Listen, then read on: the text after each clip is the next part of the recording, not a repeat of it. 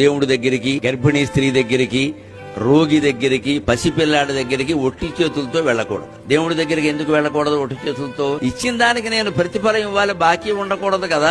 అందుకని వాడు ఇవ్వగలిగింది తులసాకు మాత్రమే, నేను ఇవ్వగలిగింది కోట్లు కదా ఇచ్చాను అంటాడు. అంటే దానికి రద్దు అయిపోయింది. ఎందుకంటే దేవుడికి అహంకార మమకారాలు ఉండవు. అందుకని పట్టుకెళ్ళమన్నారు. గర్భిణీ స్త్రీ దగ్గరికి వెళ్ళినప్పుడు ఏమైనా పట్టుకెళ్ళమన్నారు. ఎందుకంటే గర్భిణీ స్త్రీల కోరికలు ఏమీ లోకానికి నష్టం కలిగించేవి, ఆవిడ ఆరోగ్యానికి నష్టం కలిగించేవి కాకపోతే వెంటనే తీరు, లేకపోతే ఆ లోపం బిడ్డలో కనపడు. మా అక్కకి మినపసోనం ఇష్టం అని 1 కేజీ చేయించి పట్టుకెళ్తారు. అలా గర్భిణీ స్త్రీ దగ్గరికి వెడితే ఆవిడ కోరికలు సరదాగా ఉంటా కూడా తెలుసుకుని పట్టుకెళ్ళమని. అలాగే రోగి దగ్గరికి ఆయన ఏమి బయటికి వెళ్ళి ఏం కొనుక్కోలేడు. ఎందుకని 2 యాపిల్ పళ్ళు పట్టుకెడితే అవే తింటాడు. ఆయన ఆనందం తినకూడదు కదా. మరి చిన్న పిల్లాడి దగ్గరికి ఎందుకు పట్టుకెళ్ళమని చెప్పారో తెలుసా? వాడు చాలా తెలివివాడు. ఏమీ పట్టుకెళ్ళకుండా మనం వెడితే మన సంచి తీసుకుని జిప్పు తీసి వెతికి నాకేం ఇచ్చేవాడు అంటాడు. వెంటనే ఆవిడ మొహమాట ముఖ్యమంత్రి వచ్చినా అంతే అడుగుతాడు వాడు. అలా చిన్నపిల్లల చేత అడిగించుకోకుండా మనమే ఇచ్చేస్తే పరువు తగ్గుతుంది. ఊరికే శాస్త్రాలు చెప్పారండి.